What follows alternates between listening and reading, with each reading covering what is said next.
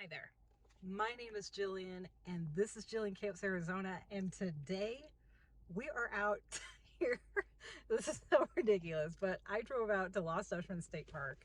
Today is Friday, March the 24th. I decided to drive out to the state park and I wanted to try and see if I can corroborate the GPS coordinates in here with an obvious GPS coordinate, right? Like a trailhead or with something like that. Because right now, you saw me go on that hike just a couple days ago, and I'm not even kidding when I say that the GPS was over 200 feet off on my phone. So either they lied in the book when they said that they used the datum NAD27, or something's wrong with my GPS. So I thought we could try and figure this out together. I'm sitting in my car, by the way, like a creeper. Like there's the trailhead, right? You can see it right over there, okay? I just thought I would start by reading from the beginning. You can see down here, recognizing the widespread use of Global Positioning System GPS, we included GPS coordinates for trailheads and some points of interest that would make travel in the mountains more precise. We did not give exact locations for petroglyphs and other sensitive sites, but those with a persistent desire will be able to locate them with little thought and research. Okay, so number one, this is not a petroglyph or a sensitive site. So what I'm saying here is that the GPS coordinates they provided, because it's not a petroglyph or sensitive site, it should work, right? This should be exact. You know, it shouldn't be off by 200 feet, right? We shouldn't be standing at the sign and being like, where is it? In addition to USGS topo maps, we carry two other maps, the Superstition Wilderness by Beartooth Maps with a scale of about 1.4 inches per mile, which is based on the USGS topo maps, and Superstition Wilderness Tonto Forest National Forest map. I'm not ashamed to say that I purchased both of these maps because I want to be exact, you know what I mean? I want to use the exact maps and whatnot that they used for this book because I'm bound and determined to figure this out, okay? Let's continue reading. So it says that when you are online, you can use the Geodetic Toolkit, which is described below, for interactive conversion between the UTM format and the latitude-longitude format. So it states, finding the trail. See the trailhead map on page 210. The north branch of Treasure Loop Trail starts inside Lost Dutchman State Park at the north end of the Cholla Days parking area. That's where we are. This is pointing, well, that's more north-ish, but this is north, you know, north out there. At the north end of Cholla Days parking lot. North 33, 27, 39.9, west 111, 28, 36.5. The signed Treasure Loop Trail starts a few yards east of the restroom. This is also what I was coordinating with. Here's the map on page 18. It says O here for Cholla Days. See right there? O, fence, and then, you know, the north end of the lot, that's where we are. And there's the bathroom right there, you know.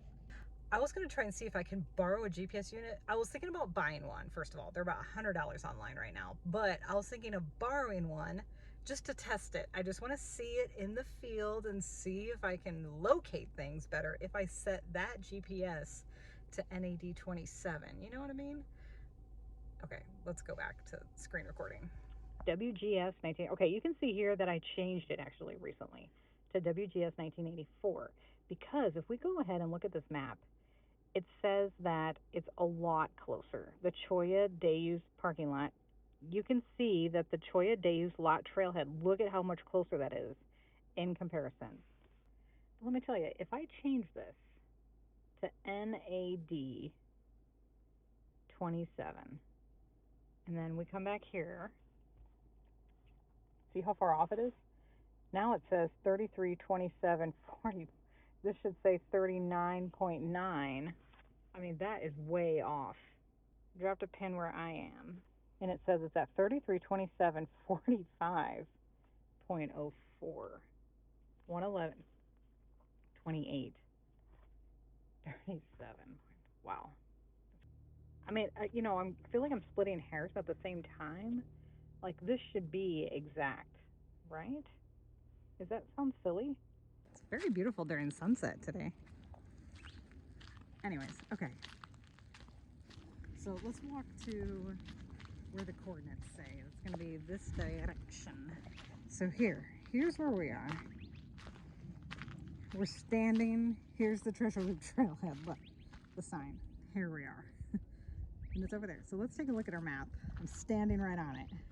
I think what I'm going to try to do next is I'm going to convert these coordinates from the 3327, 399. I'm going to convert them to the WSGS, which is the default for that app that I was using, and see if it gets me any closer. I'm just curious. Let me check it out. I did the conversion, 3327, 39.9.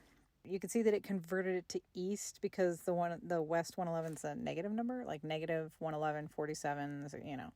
So it says here the output coordinates, transform coordinate, 332740.08. Okay, and then that means it's east 248.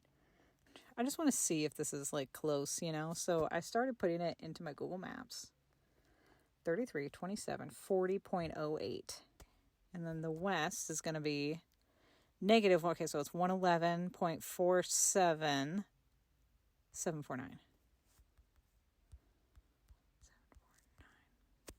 Save.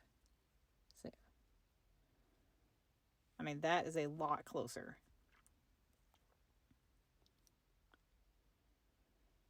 All right, this says it's 50 feet over there. Interesting. Okay, so I was just looking it up. So, you know, it goes by degrees, DD, minute, second, right?